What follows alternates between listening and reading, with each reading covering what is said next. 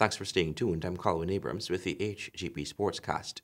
Last Sunday, UG Trojans captured the Under-23 division title when they flattened Pleasant's Guardians. Pacesetters took third in the Banks DIH Georgetown Amateur First, Second, and Under-23 League at the Burnham Hart Court. Stanford Howard has the details.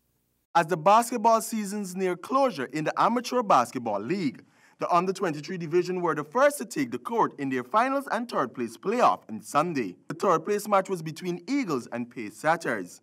The game started slowly between the two teams, with the first quarter just going for 16 points, 10 of them going to Pacesetters. The second quarter, Pacesetters picked up their pace as the boys produced some good offense and defensive game when they needed to, as they lengthened their lead to end the quarter and the first half 29-19. In the second half, Pacesetters continue with their upbeat tempo when they basketed 24 points in the third quarter to Eagles' 9 points. By the fourth quarter, Eagles had lost their feathers and Pacesetters clipped their wings and took third place with a 72-41 win. The final match of the Under-23 division in the finals between UG Trojans and Pleasant's Guardians was a very impressive game, as both teams got out of the gate strong with the ball, but it was UG who had the upper hand in the first quarter by 5 points, 14-9. By the second quarter, both teams were evenly matched as they netted point for point, but this time it was the Guardians who took a 1-point lead to end the second, but were still left thrilling by the end of the first half by 4 points, 25-29. When the second half resumed, the UG youngsters showed their willpower to win the game as they stretched their lead in the third quarter when they basketed 21 points to Guardians' 16 points and continue on to dominate the fourth quarter with 29 points to take the game 79-62. Kadeem Perkins ended the night with 17 points to his name and Jonathan Bourne with a night high of 18 points. The finals for the first and third place for the second division will be played on Wednesday, the 11th of December, and the first division on the 13th of December. Reporting for the Hgp Sportscast, I am Stanford Howard. The Ghana Football Federation says Ghana's chances of qualifying for the CONCACAF Nations League has increased after the decision reached by the CONCACAF Disciplinary Committee to penalize Barbados. Here's more.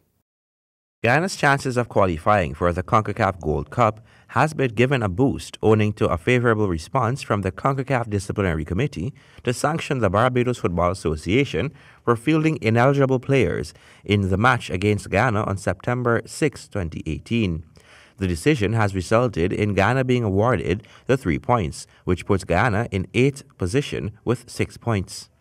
According to the CONCACAF release issued Thursday, quote, after due examination of the evidence, the committee determined that the Barbados Football Association infringed the applicable articles of the tournament regulations and regulations governing the application of the FIFA statutes in relation to the eligibility of players to play for representative teams by fielding ineligible players Halman Hope and Kristen Pierce, in accordance with Article 55 and 31 of the FIFA Disciplinary Code. The Barbados Football Association is considered to have lost the match against Ghana by a score of 3-0.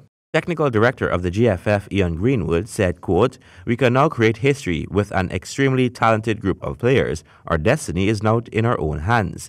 It's very simple. We can beat Belize in March, and we can qualify for Ghana's first ever Gold Cup. Head coach Michael Johnson of the Golden Jaguars, commenting on the decision, said it is a great position for the preservation of the integrity of the sport. Quote, we acknowledge the strength and conviction of the governing bodies to uphold the integrity and the honesty to which the game demands.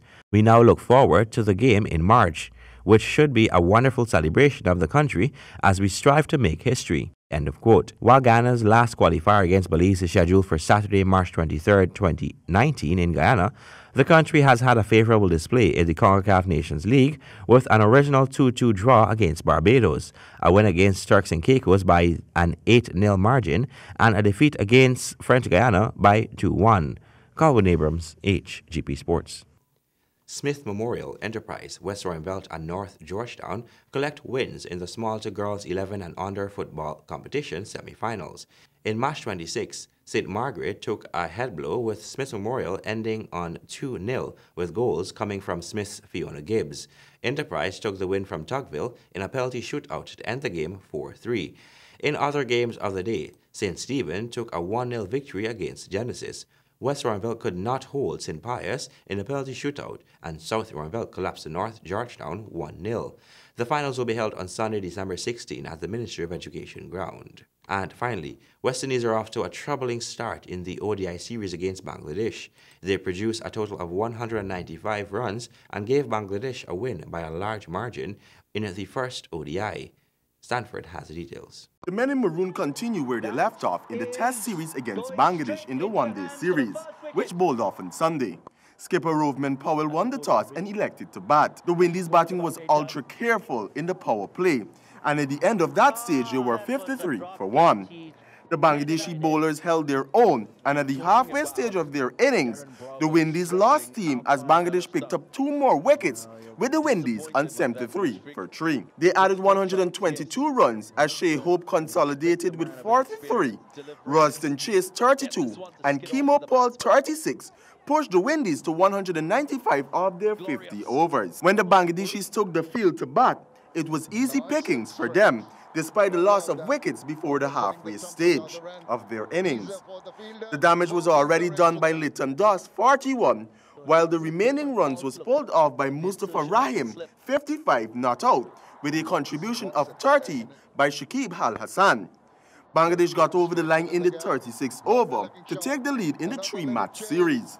The second ODI starts on Tuesday, the 11th of December at 3 a.m. local time.